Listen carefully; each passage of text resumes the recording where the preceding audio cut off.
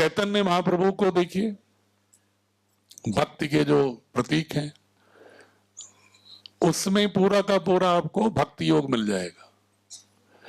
तो हमारे ज्ञान परंपराएं बड़ी विशद थी। मैं संक्षेप में यही बता रहा हूं कि हमारी ज्ञान परंपरा सिर्फ खंडित ज्ञान परंपरा नहीं है, समग्र भारत की सभी कालखंड की जो भी परिमार्जित स्वरूप है वो भारत की ज्ञान परंपरा है। हमारे लोग बहुत ही एक हीन भावना रहती है जो मैकाले ने फैला दिया। दो तीन पक्ष में बात करूंगा, क्योंकि आप मातृशक्ति हैं तो आप ही से बात कर रहा हूं मैं, मतलब आपके संदर्भ में। कभी कभी हमें यह भ्रम होता है कि राजा राममोहन राय और ईश्वर चंद्र विद्यासागर ने 19वीं शताब्दी में भारत में महिलाओं के सम्मान की बात की। महर्षि दयानंद को भूल जाते हैं वो लोग, क्योंकि महर्षि दयानंद ने हमारी अपनी प्राचीन ज्ञान परंपरा के आधार पर स्थापित किया था, उसको भूल जाते हैं। लेकिन राजा राममोहन राय और की ज्यादा चर्चा करते हैं।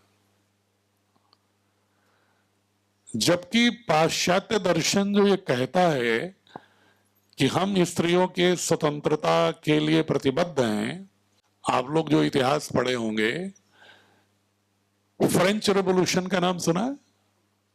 फ्रेंच रेवोल्यूशन, फ्रेंच रेवोल्यूशन में जो मानवाधिकार आया उसका नाम क्या था? Declaration of rights of man and citizen. Declaration of rights of man and citizen.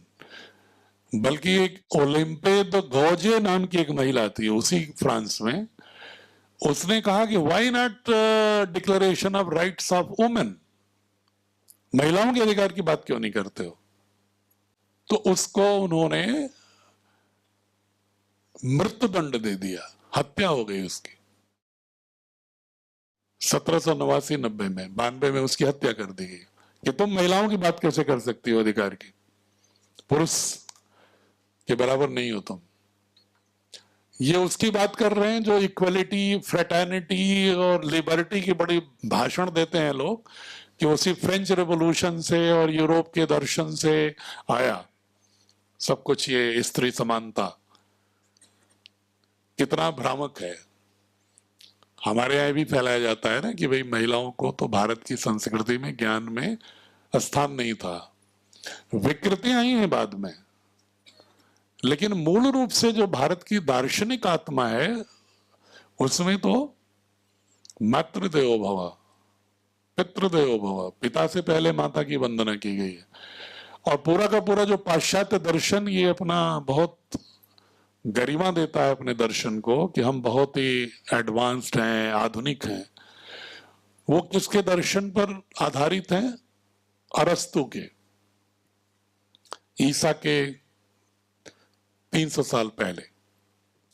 अरस्तु के दर्शन को ही 17वीं शताब्दी के जितने दार्शनिक हैं जो यूरोप में क्रांति हुई हैं, क्रांतियां, चाहे वो देकार्त हो, चाहे वो ह्यूम हो, चाहे बर्कले हो, चाहे लाक हो, चाहे स्पिनोजा हो, चाहे लाइबनिज हो, जितने भी थे ये, रूसो हो, वाल्टेयर हो, मॉन्टेस्क्यू हो, ये जितने भी थे वो सुकरात, अरस्तु की बात को लेके आगे बढ़ाए। और अरस्तु क्या कहता था? अरस्तु ये कहता था कि महिलाएं अल्प मस्तिष्क की होती है। घोषित रूप से अपने दर्शन में कहता है कि घर में परिवार को चलाने के लिए पुरुष के ही हाथ में बागडोर होनी चाहिए, सत्ता पुरुष के ही हाथ में होनी चाहिए। महिला अल्प विकसित होती है, इसलिए उसको कोई अधिकार नहीं देना चाहिए। और भारत में क्या कहा गया कि मां सबसे पहली गुरु है। तो कौन संस्कृति महान है? हाँ, विकृतियां आ गई, लेकिन उन विकृतियों को हमें निराकरण करना चाहिए ना, ये देखते हुए कि हमारी संस्कृति की मूल आत्मा जो है उसको स्थापित हो। न कि हम अपने, अगर कोई विकृति आ गई तो उसके बाद हम पूर्णता में अपनी संस्कृति से दूर हट करके और नकलची हो जाए। अच्छा, उनका दोष भी नहीं था पाश्चात्य लोगों का। कितने लोगों ने पढ़ा है, कुछ उनका इतिहास देखा है आप लोगों में से? कुछ तो शिक्षक शिक्षिकाएं भी होंगी आप लोग। चौथी शताब्दी से लेकर 15वीं शताब्दी तक यूरोप का अंधकार युग कहा जाता है, मध्यकाल को डार्क एज कहा जाता है उनका। इसलिए कि जब वो क्रिश्चियनिटी में कोई तर्क नहीं था, क्रिश्चियनिटी में था कि मैं कहता हूं विश्वास करो। ईसा मसीह ने कहा कि मैं ईश्वर पुत्र हूं, ईश्वर का साम्राज्य स्थापित करने के लिए मुझे भेजा है पिता ने। ईश्वर मेरे पिता है, मैं उनका पुत्र हूं, उन्होंने मुझे ईश्वर का साम्राज्य स्थापित करने के लिए भेजा। इसके पीछे न कोई तर्क, न कोई ज्ञान, बस जो मैं कह रहा हूं मानो। इसीलिए उनको सजा भी मिली थी। लेकिन बाद में 3री शताब्दी से लेकर के एक पूरी क्रिश्चियनिटी का पूरा दौर आ गया। उनके ग्रंथों में कहीं भी विज्ञान की बात नहीं है। यूनान में था, जो यूनान का दर्शन है, ईसा के 500 साल पहले से लेकर पाइथागोरस, सुकरात, प्लेटो, अरस्तु, परमेंडिस, इन लोगों में था। लेकिन 3री शताब्दी के बाद से पूरा का पूरा विज्ञान, दर्शन, गणित सब खत्म हो गई थी यूरोप में। 17वीं शताब्दी में फिर उसका पुनर्प्रादुर्भाव होता है।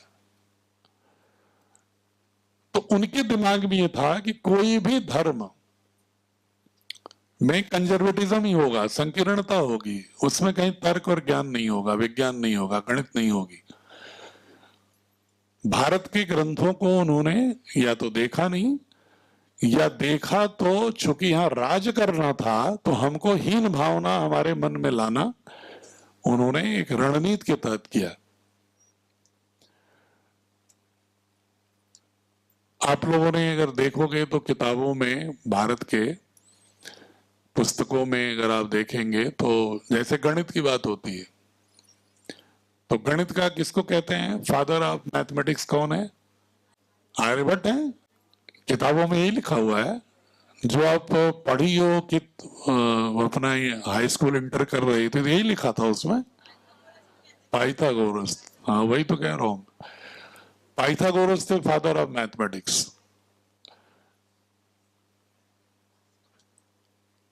और पाइथागोरस कब हुए? ईसा के 500 साल पहले। और शूल सूत्र कब हुआ? बौधायन का, कात्यायन का, मानव का शूल सूत्र, आपस्तंभ का शूल सूत्र, ये न्यूनतम ईसा से 1200 साल पहले का है। तो वो फादर नहीं है, जिसको बता दिया गया फादर है उसी को हम मान लेते हैं, क्योंकि हमारे पास भारत की ज्ञान परंपरा का अध्ययन हमारे पाठ्य पुस्तकों में नहीं है बच्चों के। वेदिकाएं कितने प्रकार की बनती थी?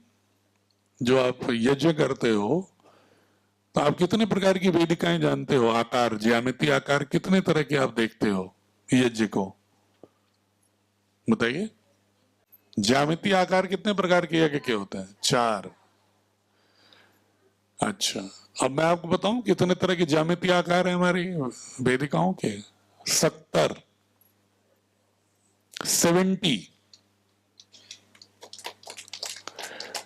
और ये 1200 साल पहले ईसा के, अब से 3200-3500 साल पहले 70 प्रकार के ज्योमेट्रिकल शेप्स के यज्ञ वेदिका होती थी।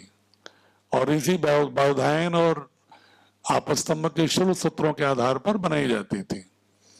लेकिन हम क्या कहते हैं कि ज्योमेट्री कहां से आई? पाइथागोरस से। इसलिए कि हमारी पुस्तकों में हमने बच्चों को पढ़ाया ही नहीं है। साइंस, विज्ञान, फिजिक्स कब आया? न्यूटन से। यही ना, यही तो पढ़ते हैं कि जो एनालिसिस ऑफ सब्सटेंसेस, पदार्थ का ज्ञान बोध करने का पहला प्रयास किया न्यूटन ने। यही सुनते हैं हम लोग। वैशेषिक दर्शन ईसा के 300-400 साल पुराना, अब से 2300 साल पुराना, 2400 साल पुराना न्यूनतम। वैशेषिक दर्शन विश्व का पहला ग्रंथ है जो पदार्थों के वर्गीकरण और उसके विश्लेषण और उसके अध्ययन का एक वैज्ञानिक प्रक्रिया पहली बार पूरी दुनिया में वैशेषिक दर्शन है। उसके बारे में कहीं चर्चा नहीं होती। यही पढ़ाया जाता है कि न्यूटन ने ही पहली बार विज्ञान शुरू किया। सेव गिरता हुआ देखा उन्होंने, फिर कहा कि भाई ये तो गुरुत्वाकर्षण शक्ति है। उससे पहले किसी को नहीं मालूम था। जबकि गुरुत्वाकर्षण की चर्चा वैशेषिक दर्शन में बहुत ही गहराई में है। पढ़िएगा इसको आप लोग। दीदी तो दर्शन की है, तो आपकी प्रेरणा है तो दीदी से ही कभी वैशेषिक दर्शन पढ़िए, तो आप लोगों को गौरव होगा कि जब वैशेषिक दर्शन आप पढ़ोगे ना, तो आपको लगेगा कि सिर्फ पदार्थ, आत्मा भी पदार्थ है। यह वैशेषिक दर्शन में महर्षि कणाद ने ही कहा पहले। इससे पहले पूरी दुनिया में कोई आत्मा को, मतलब एनर्जी को, वाइटैलिटी को कभी पदार्थ नहीं मानता था कोई, ऊर्जा को। इसी तरह से आप देखिए ना, जो संगीत है, नाटक है, नाट्य शास्त्र है, पूरी दुनिया को नाट्य शास्त्र की शिक्षा कहां से मिलती है? भरत मुनि के नाट्य शास्त्र से, पूरी दुनिया को। और हम क्या कहेंगे कि शेक्सपियर महान है, भरत मुनि का नाम किसी को याद ही नहीं भारत में। ऐसे बहुत सारे उदाहरण हैं। मतलब मैं विस्तार से, मैं थोड़ी थोड़ी झलकियां दे रहा था आपको। और भारत में हमारी जो संस्कृति है वो सिर्फ मनुष्यों के बीच में ही एकत्व की बात नहीं करती। हम प्रकृति के प्रत्येक घटकों में, ब्रह्मांड के प्रत्येक घटकों में एकात्म भाव की अनुभूति करते हैं। ये संस्कृति भारत की है। और ये जो मनुष्यों के बीच में ही जो अधिकारों की बात होती रही है, उसका सबसे बड़ा 500 वर्षों में जो एक दुष्परिणाम आया, क्लाइमेट चेंज, युद्ध, जितने भयंकर भयंकर युद्ध हो रहे हैं और जितना क्लाइमेट चेंज हो रहा है, सब मानवाधिकार की बात करते करते सिर्फ मनुष्य तक सीमित हो गए। पशु पक्षियों के फंडामेंटल राइट्स की कोई बात नहीं है। नदी और पहाड़ नहीं बचेंगे तो क्या मानव बचेगा? फॉरेस्ट नहीं बचेंगे तो मानव बचेगा?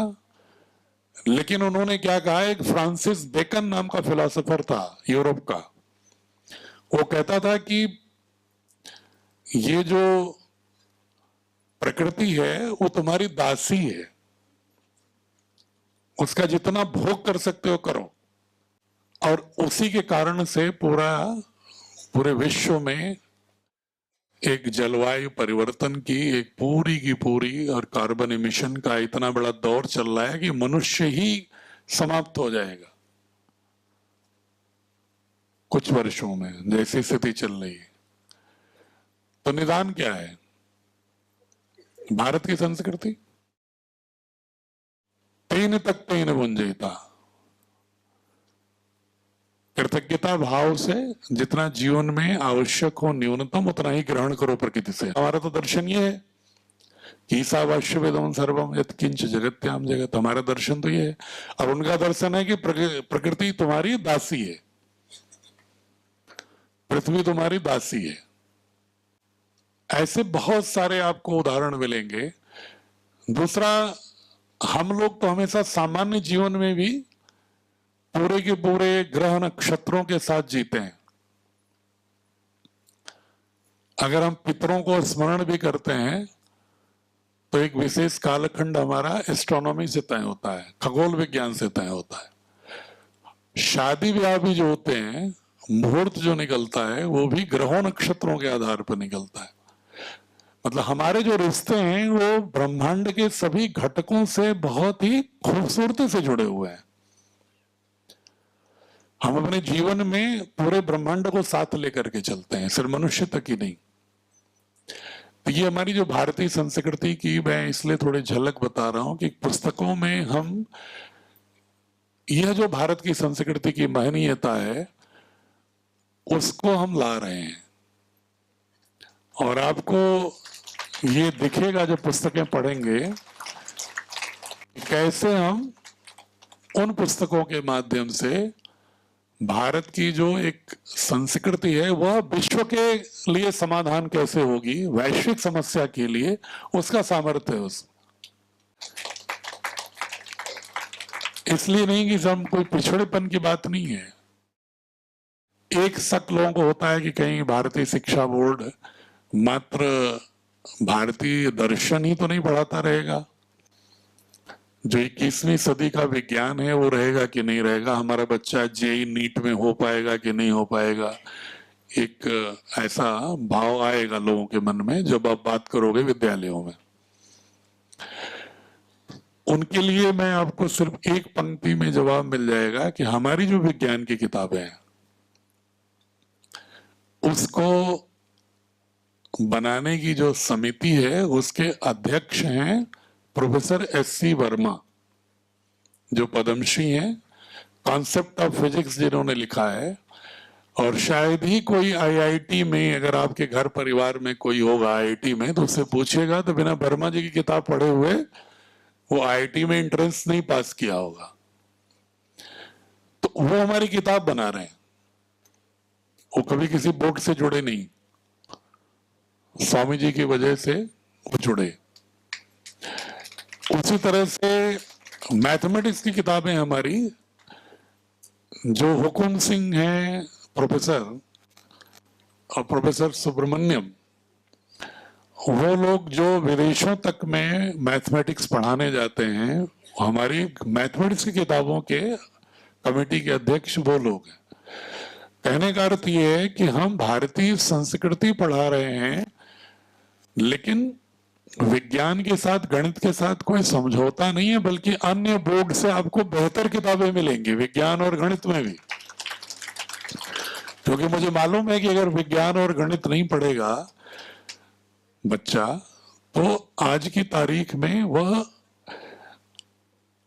दक्षता नहीं प्राप्त कर पाएगा जिससे कि वो जीवन में सफल हो। एक होता है स्किल, दक्षता, कौशल, लेकिन उस दक्षता कौशल का प्रयोग कैसे करेगा वो है भारतीय मूल्य। मतलब गणित का, विज्ञान का सामर्थ्य होना चाहिए, लेकिन उस सामर्थ्य का प्रयोग कैसे करेगा वो भारतीय मूल्यों के साथ करना चाहिए। उदाहरण के लिए जैसे मान लो मैं फिजिक्स का आदमी हूं, अगर मैं कहूं कि न्यूक्लियर फिजिक्स को अगर कोई पढ़े तो भारत के मूल्य का होगा, तो वैल्यूज का व्यक्ति होगा भारतीय संस्कृति में, तो न्यूक्लियर फिजिक्स का क्या उपयोग करेगा? ऊर्जा, न्यूक्लियर रिएक्टर बनाएगा। और जो पाश्चात्य की मूल्यों का व्यक्ति होगा तो क्या करेगा? बम बनाएगा, एटम बम बनाएगा, न्यूक्लियर बम बनाएगा। तो दक्षता तो होनी चाहिए, लेकिन वो दक्षता का प्रयोग कैसे करेंगे आप? जैसे ताकतवर व्यक्ति किसी का शोषण भी कर सकता है और किसी कमजोर का संरक्षण भी कर सकता है। निर्भर करता है मूल्य क्या उसका है, उसके मूल्य बोध क्या है। तो हम पूरा सामर्थ्य भी देंगे 21वीं सदी का, लेकिन उस सामर्थ्य का, दक्षता का उपयोग किस मूल्य बोध से करेगा वह भारतीय संस्कृति से आप्लावित मानस होगा। यह है भारतीय शिक्षा बोर्ड का उद्देश्य। ऐसा नहीं कि सिर्फ भारतीय संस्कृति पढ़ा के और विज्ञान और गणित को हम ओझल कर दें, बल्कि बेहतर मिलेगा। आपने भी देखा होगा कि बच्चे आजकल 100 आउट ऑफ 100 पा जाते हैं गणित में, फिजिक्स में, और जब वो जाते हैं जेई नीट में तो परसेंटाइल हो जाती है 40, 30। क्यों? अब सीबीएसई के बच्चों को देखिए ना, 100 out of 100 mathematics, 100 out of 100 physics. और जब नीट की परीक्षा होती है और जेई की परीक्षा होती है तो पता चला कि परसेंटाइल 40-50। जो मिठाई बांटते फिरते हैं पेरेंट्स, और जेई के रिजल्ट आते ही फिर वो मायूसी हो जाती है घर में। हमने कोशिश कर रहा हूं मैं ये कि हमारी जो किताबें होंगी, कि अगर बच्चा हमारा 12वीं तक फिजिक्स मैथ्स पढ़ता है तो उसका सामर्थ्य ऐसा होना चाहिए कि जेई नीट को भी बिना कोचिंग के क्वालिफाई करे। क्योंकि अगर कोचिंग करना भी हो तो सिर्फ टेस्ट पेपर दे, क्रैश कोचिंग जिसको कहते हैं। ऐसा नहीं होना चाहिए कि इधर तो पा लिया 100 में 100 और इसके बाद फिर 1 साल कोचिंग कर रहा है, 2 साल जाकर के कोटा में पहुंचा। 1-1, 2-2 लाख लड़के कोटा में जाते हैं और 4-6, 10, 20 सफल होते हैं। और जो सबसे बड़ी बात स्वामी जी ने भारतीय शिक्षा बोर्ड के लिए रखा है मानक, स्वामी जी का कहना है कि नौकरी सिर्फ जो हमारा उद्देश्य हो गया पढ़ाई का, शिक्षा का, इससे कहीं हमें दूर होना पड़ेगा। बच्चों को नेतृत्वपरक शिक्षा देनी होगी, उन्हें एक एंटरप्रेन्योरशिप होनी चाहिए उनके अंदर। हमेशा नौकरी नौकरी नौकरी, पैकेज पैकेज, ये कितना घातक हो गया है कि आपके घर परिवार में भी होगा तो आप कहेंगे कि भाई आपका बेटा क्या कर रहा है, तो 40 लाख के पैकेज में है। शादी हो रही तो पूछेंगे कि दामाद क्या कर रहा है, तो 60 लाख के पैकेज में है। सब पैकेज हो गए हैं, इंसान नहीं रह गए। आप ही लोग घर परिवारों में बहुत सारे पैकेज वाले होंगे सब, तो ये इंसान तो रह नहीं गए, पैकेज हो गए। तो स्वामी जी का कहना है कि नहीं नहीं, भारतीय शिक्षा बोर्ड का लक्ष्य होना चाहिए कि बच्चे में एक नेतृत्वकारी गुण हो, पहल कर सके, उद्यमिता का, अपना सामर्थ्य खड़ा कर सके, जॉब गिवर हो, नौकरी देने वाला हो। आप देखिए जितने बड़ी बड़ी कंपनियां हैं पूरी दुनिया की, उनके सीईओ कौन है? भारतीय। लेकिन अपनी कंपनी बनाने का सामर्थ्य नहीं उनके अंदर। सारी माइक्रोसॉफ्ट से लेकर के सबकी कंपनियों के सीईओ जो आपको मिलेंगे भारतीय मिलेंगे। लेकिन अगर उनसे कहिए कि तुम अपनी कंपनी क्यों नहीं खड़ा कर सकते हो माइक्रोसॉफ्ट की तरह, तो सामर्थ्य नहीं। क्यों नहीं है? क्योंकि वह मूल्यबोध उनके अंदर नेतृत्व का नहीं है, नौकरी का हो गया है। मानस नौकरी वाला है। तो भारतीय शिक्षा बोर्ड का उद्देश्य है कि हम उन बच्चों के अंदर नेतृत्व का गुण विकसित करें। बहुत सारे लोग कहते हैं कि भारत में अगर भारतीय संस्कृति पढ़ के नॉलेज इकोनॉमी क्या करेंगे? क्या भारत की ज्ञान परंपरा में कोई ऐसी ज्ञान परंपरा है जो कि हमें आर्थिक रूप से भी लाभ दे? तो मैं एक दिन दीदी को बता रहा था एक चर्चा में, नीम का नाम सुना हमने? नीम को पेटेंट करा लिया था एक कंपनी ने अमेरिका में। बाद में बहुत दुनिया के इन्वायरमेंटलिस्ट जो थे, पर्यावरण के विरोध किए, तो जाके कैंसिल हुआ। और आपका ये जो हल्दी है, इसका भी पेटेंट हो गया था। अरहर की दाल जानते हैं? ये भी पेटेंट करा लिया विदेशियों ने, वर्जीनिया की एक कंपनी ने। बाद में बहुत विरोध हुआ जाकर के, तब जाके स्टे हुआ हो। चरक संहिता में लगभग 700 से 1000 वनस्पतियां हैं और आचार्य जी ने तो 6000 कुछ वनस्पतियों की चर्चा की, औषधियों की। अगर उन्हीं पर शोध करके एक एक वनस्पति पर पूरा का पूरा एक कॉर्पोरेट सेक्टर खड़ा हो सकता है। जो हमारी ज्ञान परंपरा के आधार पर वो प्रयास कर रहे हैं पेटेंट कराने की, हमारी अपनी ही ज्ञान परंपरा का हम अगर शोध करके पेटेंट करा लें तो बहुत बड़े बड़े आर्थिक साम्राज्य हमारे बच्चे खड़ा कर सकते हैं। तो भारतीय ज्ञान परंपरा सिर्फ हमें आइडेंटिटी नहीं देती, अस्मिता ही नहीं देती है, जीवन का मूल्यबोध देती है, और साथ में ही अपनी ज्ञान परंपरा के माध्यम से वैश्विक समस्याओं का समाधान भी कर सकते हैं, और हम एक आर्थिक साम्राज्य भी स्थापित कर सकते हैं अपनी प्राचीन ज्ञान परंपरा के आधार पर। अब पतंजलि रिसर्च फाउंडेशन देखिए, कितने लोग गए हो आप लोग वहां, दौरा किए होंगे सभी लोग। तो अगर उन आयुर्वेद की अगर वैज्ञानिक प्रमाणीकरण स्वामी जी नहीं कराते तो आयुर्वेद की महिमा स्थापित हो पाती? धीरे धीरे गौड़ होता जा रहा था, लेकिन उन्होंने वैज्ञानिक प्रमाणीकरण करना प्रारंभ किया, साइंटिफिक वैलिडेशन, तो उसको एक नई महिमा मिल रही है। विरोध भी कर रहे हैं लोग, क्योंकि बहुत बड़े बड़े फार्मास्यूटिकल कंपनियों का आर्थिक साम्राज्य खतरे में दिख रहा है, तो इसलिए विरोध करते हैं। लेकिन अपने ही ज्ञान परंपरा के आधार पर हम क्या बड़ा काम कर सकते हैं, उसके सबसे बड़े उदाहरण है पूज्य स्वामी जी और आचार्य जी। तो अगर भारतीय शिक्षा बोर्ड में कैसा बच्चा होना चाहिए, तो पूज्य स्वामी जी की तरह और आचार्य जी की तरह होना चाहिए। हमारे पास तो रोल मॉडल भी है ना। अगर कोई कहे कि भाई आप अपने बोर्ड से पढ़ा के बच्चों कैसे बनाओगे, तो हम कहेंगे भाई भारतीय ज्ञान परंपरा के आधार पर देखो ना, पतंजलि योग पीठ कितना एक विश्वव्यापी संस्था हो गई है, भारतीय ज्ञान परंपरा पर आधार तो है। कैसे कह सकते हो कि इसका अर्थव्यवस्था से कोई मतलब नहीं है? आर्थिक साम्राज्य भी हो सकता है भारतीय ज्ञान परंपरा से। तो ये भारतीय शिक्षा बोर्ड का उद्देश्य है। वैज्ञानिक आपको हमने बता दिया, लीगैलिटी। आपसे मेरा आग्रह है कि देखिए लोग जुड़ेंगे कैसे। 8वीं तक के लिए जो प्राइवेट स्कूल होते हैं, गवर्नमेंट, स्टेट गवर्नमेंट की बीएसए, बेसिक शिक्षा विभाग जो होता है, वो 8वीं तक विद्यालयों को मान्यता देता है पूरे देश में, कोई बोर्ड नहीं देता, और राज्य सरकार का बेसिक शिक्षा विभाग देता है। आरटीई के बाद से ऐसा हो गया।